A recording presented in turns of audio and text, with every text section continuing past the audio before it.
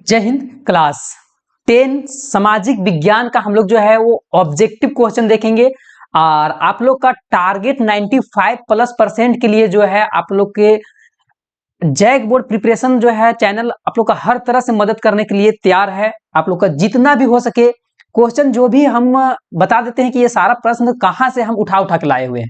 आप लोग जो है 95+ अगर परसेंट लाना चाहते हैं तो उसके लिए आप लोग का जितना भी प्रीवियस ईयर मॉडल सेट है ना, प्रीवियस ईयर मॉडल सेट जितना भी मॉडल पेपर है उसको सबको पहले आप लोग को पढ़ना पड़ेगा। उसके बाद प्रीवियस ईयर जितना भी क्वेश्चन है उसको करना पड़ेगा, जो कि आप लोग का जैक बोर्ड प्रिपरेशन चैनल पूरा का पूरा करवाएगा और आप लोग का जो टारगेट है 95+% उसको अचीव करवाएगा। तो फिलहाल हम लोग इस वीडियो में जो देखेंगे वो सामाजिक विज्ञान का ऑब्जेक्टिव प्रश्न देखेंगे और ये सामाजिक विज्ञान का पहला वीडियो है। आप लोग जैसा कि देखे होंगे थंबनेल में साइड में कोने में 1 लिखा हुआ होगा, है ना। उसी तरह से दूसरा वीडियो रहेगा उसमें भी जो है वो 2 लिखा हुआ रहेगा, तीसरा वीडियो रहेगा तो 3 लिखा हुआ रहेगा। इस तरह से ये ऑब्जेक्टिव का पहला वीडियो है ना। उसी तरह से सब्जेक्टिव का पहला वीडियो रहेगा।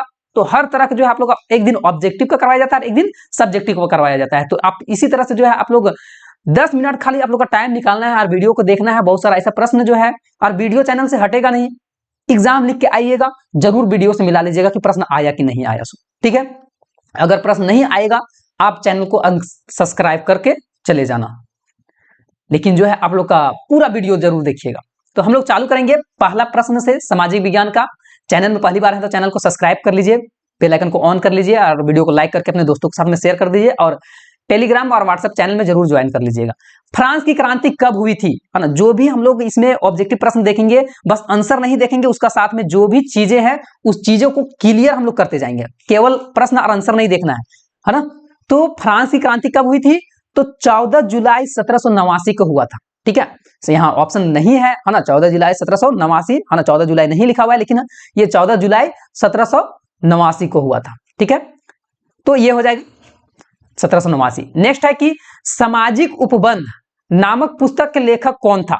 तो सामाजिक उपबंध नामक पुस्तक का लेखक जो है वो जीन जैक्स रूसो, है ना। जीन जैक्स रूसो नाम था। ठीक है, जीन जैक्स रूसो नाम था और ये किताब जो है वो पब्लिश हुआ था 1962 ईस्वी में। ठीक है, 1962 ईस्वी में, जो सॉरी 1962 नहीं होगा, 1762 होगा। ठीक है, 1762 ईस्वी में जो है ये पब्लिश हुआ था ये किताब, है ना। सामाजिक उपबंध नामक पुस्तक का लेखक रूसो है और ये 1762 ईस्वी में ये चीज का पब्लिश किया गया था। अब यंग इटली सोसाइटी का स्थापना किसने की थी, तो यंग इटली सोसाइटी का स्थापना जो है जोसेफ मैजिनी के द्वारा किया गया था। ठीक है, कब किया गया था, तो 1831 ईस्वी में किया गया था। ठीक है, किसके द्वारा, जोसेफ मैजिनी के द्वारा किया गया था, जोसेफ मैजिनी के द्वारा। कब, तो 1831 ईस्वी में। इटली का एकीकरण कब पूरा हुआ था, तो इटली का एकीकरण 1870 ईस्वी में पूरा हो गया था। शुल्क संघ जालवेराइन की स्थापना किसके पहल में किया गया था, तो प्रसा की पहल में किया गया था। और कब किया गया था, 1834 ईस्वी में किया गया था। प्रसा के पहल में 1834 ईस्वी में। देखिए हम यहाँ एक प्रश्न के साथ में आंसर के साथ में 2 आंसर भी बताते जा रहे हैं, तो आप ये चीज को भी याद रखिएगा। जालियांवाला बाग हत्याकांड कब हुआ था, तो 13 अप्रैल 1919 ईस्वी को हुआ था। जी हाँ, 13 अप्रैल 1919 ईस्वी को क्या हुआ था, अमृतसर में एक बैसाखी का मेला लगा हुआ था।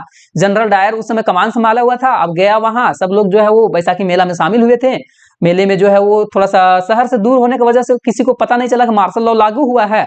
अब इधर से जनरल डायर जाता है, गेट बंद करता है, अंधाधुंध गोली चलवा देता है। ठीक है, तो जालियांवाला बाग हत्याकांड 13 अप्रैल 1919 ईस्वी को हुआ है। नेक्स्ट है हिंद स्वराज नामक पुस्तक का रचना जो है या फिर तो पुस्तक का रचना किसने की है ना।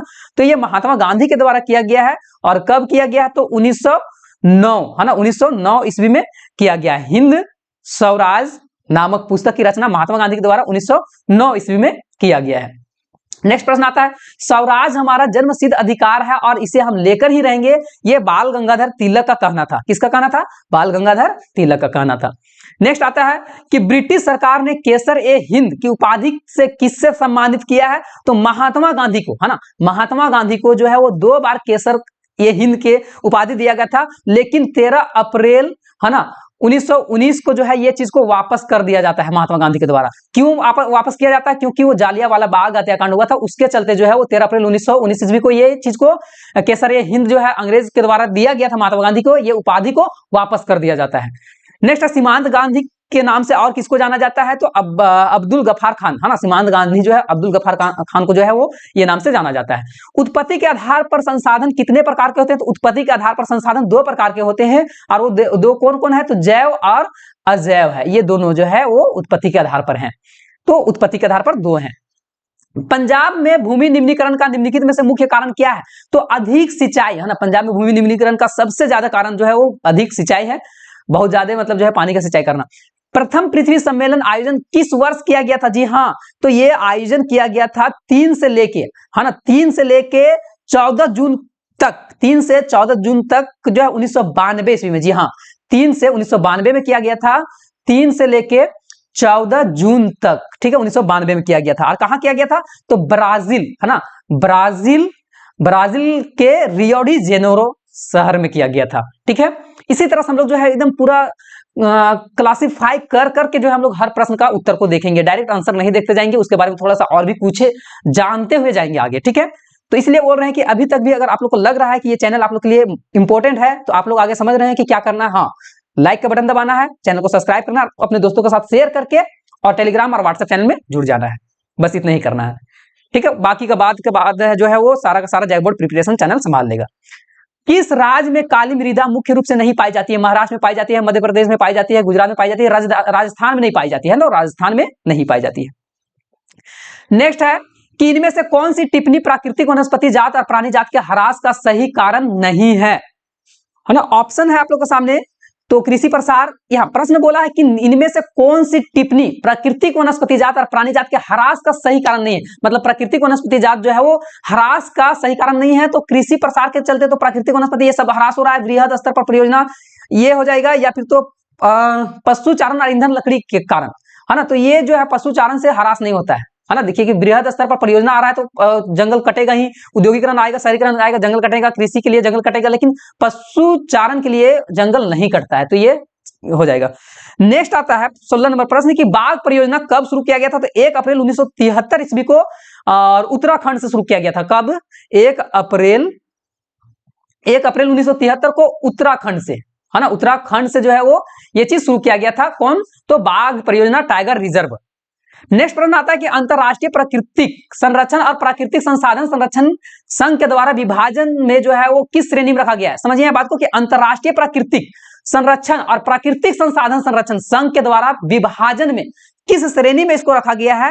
तो इसको संकटग्रस्त, है ना, संकटग्रस्त जातियां में रखा गया है। अगर गलत होगा इसका आंसर तो आप लोग जो है जरूर कमेंट कीजिएगा, और कमेंट डायरेक्ट नहीं, आंसर नहीं कीजिएगा, नंबर लिख के, 17 नंबर है तो 17 लिख के कीजिएगा। नेक्स्ट आता है कि 14वीं शताब्दी में किसने दिल्ली में सिरी फोर्ट क्षेत्र में जल की सप्लाई के लिए हौज का खास निर्माण करवाया था? तो ये अलाउद्दीन खिलजी के द्वारा करवाया गया था, लेकिन ये ऑप्शन यहां नहीं है। तो अगर आप लोग का पता होगा कंफर्म तो कमेंट जरूर कीजिएगा। आगे प्रश्न आता है कि निम्नलिखित में से कौन सा वक्तव्य बहुउद्देशीय नदी परियोजना के पक्ष में दिया गया तर्क सही नहीं है? तो आप लोग चारों ऑप्शन पढ़िएगा, और यहां तक मुझे लग रहा है कि इसका ग हो जाएगा कि बहुउद्देशीय परियोजना से बृहद स्तर पर विस्थापन होता है और आजीविका खत्म हो जाता है, ऐसा है? जी बिल्कुल नहीं है ऐसा, है ना, तो ये हो जाएगा, ये जो है वो बहुउद्देशीय नदी परियोजना के पक्ष में जो है तर्क नहीं दिया गया है। नेक्स्ट आता है सरदार सरोवर बांध जो है वो किस नदी पर बनाया गया है? तो ये नर्मदा नदी में है बनाया गया, तो नर्मदा नदी हो जाएगा। नेक्स्ट प्रश्न आता है कि सामान्यतः किसी देश का विकास किस आधार पर निर्धारित किया जा सकता है? तो किसी देश को अगर विकास के बारे में देखना है, ठीक है, तो वो चीज जो है वो प्रति व्यक्ति आय, औसत साक्षरता दर और लोगों की स्वास्थ्य, ये सभी पर निर्भर करता है, तो उपरोक्त सभी हो जाएगा। अब आगे प्रश्न आता है कि मान लीजिए किसी देश में 4 परिवार रह रहे हैं और इन परिवार की प्रति व्यक्ति आय जो है वो 5000 है, मतलब प्रत्येक व्यक्ति जो है कोई देश में 4 आदमी रह रहे हैं और चारों का जो इनकम है 5000 है, तो टोटल कितना हजार हो गया? 20000 हो गया चारों का। और 3 परिवार का आय दिया हुआ है, कितना दिया हुआ है? 4000 और 7000, 11000 और 3000, कितना हो गया? तो 14000 हो गया, ठीक है, 7 3 10 और 4 14000 हो गया।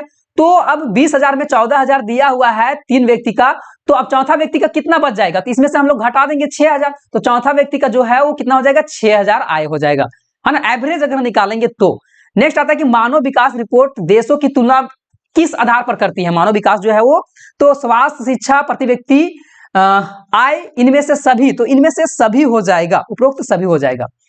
एक वर्ष में, एक साल में 1000 बच्चा जो है पैदा हुआ जीवित बच्चा में से, और 1 साल उम्र भी नहीं हुआ था और वो मर गया है, तो उसको हम लोग शिशु मृत्यु दर बोलते हैं, शिशु मृत्यु दर हो जाएगा। नेक्स्ट प्रश्न आता है कि वनोत्पादकता संग्रह करना किस क्षेत्र में आता है? वन से जो भी चीज उत्पादन हो रहा है उसको हम लोग संग्रह कर रहे हैं, तो ये प्राकृतिक चीजें हैं, और प्राकृतिक चीजें किसके अंतर्गत आता है? तो जहां तक लगता है कि प्राथमिक क्षेत्र के अंतर्गत आना चाहिए, तो प्राथमिक हो जाएगा। अब आता है आगे प्रश्न कि वे क्षेत्रक जो सरकार द्वारा पंजीकृत होते हैं और उन्हें सरकारी नियमों और विनियमों का अनुपालन करना पड़ता है, उसको हम लोग संगठित क्षेत्रक बोलते हैं। ठीक है, तो इसका सही आंसर हो जाएगा संगठित क्षेत्रक। नेक्स्ट प्रश्न आता है कि रमेश, सुरेश, नरेश और राकेश 4 भाई हैं। रमेश खेत में काम कर रहा है, तो खेत में काम कर रहा है, तो ये तो प्राथमिक आ गया, है ना, प्राथमिक आ गया, प्राथमिक, है ना। उसी तरह से सुरेश किसी फैक्ट्री में काम कर रहा है ना, फैक्ट्री में काम कर रहा है, तो ये द्वितीय में आ गया। उसी तरह से नरेश एक शिक्षक है, तो ये तृतीय में आ गया, तृतीय में आ गया। उसी तरह से राकेश एक टैक्सी ड्राइवर है, तो ये भी जो है वो तृतीय में आ गया। अब बोला कि इनमें से कौन सेवा कार्य कर रहा है, तो तृतीय क्षेत्र को हम लोग सेवा कार्य बोल रहे हैं। तो तृतीय में कौन कौन है? तो शिक्षक जो था वो और टैक्सी ड्राइवर। कौन कौन है? शिक्षक कौन था? नरेश है और राकेश टैक्सी ड्राइवर है, तो नरेश और राकेश हो जाएगा, तो ग नंबर इसका सही हो जाएगा। अगर नहीं समझ में आ रहा होगा तो एक बार रिपीट करके वीडियो आप लोग खुद देख लीजिएगा, है ना, बहुत बढ़िया समझ में आ जाएगा। रोहन एक अकुशल बेरोजगार युवक है जो कि वह रोजगार की गारंटी देने वाली सरकारी योजना का मनरेगा के तहत अपना पंजीकृत करवाता है। रोहन की वर्ष में कितने दिन का जो है रोजगार का गारंटी मिलेगा? तो 100 दिनों का, है ना, हर राज्य में अलग अलग है। अब एक खेत में लक्ष्मण और उसके परिवार के 4 व्यक्ति काम करते हैं, जिनको सालाना 20 किलोटन गेहूं उत्पादन होता है। लेकिन लक्ष्मण के चचेरे भाई करण था, वो भी वही सबके साथ में काम करने लगा, लेकिन उत्पादन में कोई वृद्धि नहीं हुआ। और इस तरह के जो है मान के लिए कि 4 व्यक्ति जिस काम को कर रहे हैं, जितना उत्पादन हो रहा है, और उसमें और एक व्यक्ति या 2 व्यक्ति बढ़ जाते हैं, लेकिन उत्पादन में किसी प्रकार का वृद्धि नहीं हुआ, उतना ही हो रहा है। 4 व्यक्ति जितना उत्पादन कर रहा है उतना ही हो रहा है, 5 व्यक्ति जितना उत्पादन कर रहा है, मतलब जितना काम कर रहा है उतना ही उत्पादन हो रहा है, तो इसको हम लोग प्रच्छन्न बेरोजगारी बोलते हैं, प्रच्छन्न बेरोजगारी हो जाएगा। नेक्स्ट आता है कि अर्थव्यवस्था में प्रत्येक क्षेत्र के अंतिम उत्पाद का ही गणना क्यों किया जाता है? क्योंकि दोहरी गणना की समस्या से बचा जा सकता है, ख नंबर इसका सही हो जाएगा। नेक्स्ट आता है कि सत्ता की साझेदारी के संबंध में निम्न में से कौन कथन असत्य है ना, तो यहां जो है यह जो है ग हो जाएगा ऑप्शन, यह स्थिरता एवं आपसी फूट को बढ़ाता है सच्चा का साझेदारी, ये गलत बात है। नेक्स्ट है कि निम्न में से कौन जो है वो बेल्जियम का एक भाषाई समूह नहीं है? बेल्जियम में कौन नहीं बोला जाता था? फ्रेंच बोला जाता था, डच, जर्मन, स्पेनिश नहीं बोला जाता था, तो स्पेनिश इसका हो जाएगा आंसर। स्वतंत्र राष्ट्र बनने के बाद श्रीलंका किसे राजभाषा घोषित कर दिया था? जी हाँ, सिहली। सिहली बोलने वाले की संख्या जो 71% था, है ना, 71 था, 69 या 71 कमेंट कीजिएगा, है ना, लेकिन सिहली हो जाएगा। नेक्स्ट है श्रीलंका स्वतंत्र राष्ट्र कब बना था? तो जब भारत हुआ था आजाद उसके 1 साल बाद, तो 1948 हो जाएगा। नेक्स्ट है निम्न में से जो है वो कौन संवाद का विशेषता नहीं है ना, 35 नंबर प्रश्न का हो जाएगा ग आंसर, है ना, लंबा है थोड़ा सा, आप लोग पढ़ लीजिएगा, ग इसका आंसर होगा। नेक्स्ट है 36 नंबर की निम्न में से कौन भारत की अनुसूची भाषा के रूप में सम्मिलित नहीं है? तो भारत का अनुसूची भाषा में अरबी नहीं है ना, संथाली है, मैथिली, असमिया, ये सब है, अरबी नहीं है। 37 नंबर आता है निम्न में से सुमेलित नहीं है। सुमेलित कौन नहीं है? तो राज्य सरकार को राज्य सूची बोलते हैं, केंद्र सरकार को संघीय सूची बोलते हैं, और केंद्र राज्य को समवर्ती सूची बोलते हैं, स्थानीय सरकार ये सम्मिलित नहीं है, घ। नेक्स्ट 38 नंबर है, इसको कमेंट आप कीजिएगा, 38 नंबर को पढ़ के और 38 लिख के, है ना, 38 ऐसे लिख के, और इसका जो है वो जो आंसर होगा वो कीजिएगा, और 39 नंबर में जो है इस तरह से लिख के जो आंसर होगा वो आप कमेंट कीजिएगा, 38 और 39 दोनों, ठीक है। 40 नंबर है कि निम्न में से कौन सुमेलित नहीं है ना, तो इसका सही आंसर ख हो जाएगा, क्योंकि देखो नर्मदा बचाओ आंदोलन जो है एक मुद्दा पर आधारित आंदोलन था, खाद्य विक्रेताओं का संघ जो है दबाव समूह, या फिर तो तृणमूल कांग्रेस राजनीतिक दल है, बिल्कुल सही है। श्रीलंका में संघात्मक संस्थान प्रणाली है, ठीक है, तो ये ख नंबर जो है वो सुमेलित नहीं है। तो ये 40 प्रश्न आप लोग के लिए इंपॉर्टेंट था। अब इसके बाद जो वीडियो आएगा वो सब्जेक्टिव का आएगा, इसी का सब्जेक्टिव, और ये प्रश्न जो था मॉडल सेट 2022 का सेट 1 का था, इसका सेट 1 का सब्जेक्टिव जो है वो नेक्स्ट वीडियो में आएगा। इसी तरह से एक दिन ऑब्जेक्टिव, दूसरा दिन सब्जेक्टिव, इस तरह से आप लोग का वीडियो आते रहेगा, और आप लोग अपना टारगेट को, अपने गोल को भूल नहीं जाइएगा। आप लोग का टारगेट जो है वो 95+% अचीव करना है, उसके लिए आप लोग चैनल के साथ में जुड़े रहिए, और जो है वो वीडियो का इंतजार करते रहिए। 10 मिनट कोई भारी चीज नहीं होता है, 10 मिनट में आप कुछ जो है को बिगड़ नहीं जाएगा, बल्कि यहाँ से आप लोग बहुत चीज सीख लीजिएगा। तो वीडियो को इस तरह से देखते रहिए, 10 मिनट टाइम निकाल के, जरूर कुछ ना कुछ आप लोग को सीखने के लिए मिलेगा ही। फिर हम लोग मिलते हैं नेक्स्ट सब्जेक्टिव के वीडियो में, तब तक के लिए जय हिंद, जय भारत, जोहार झारखंड।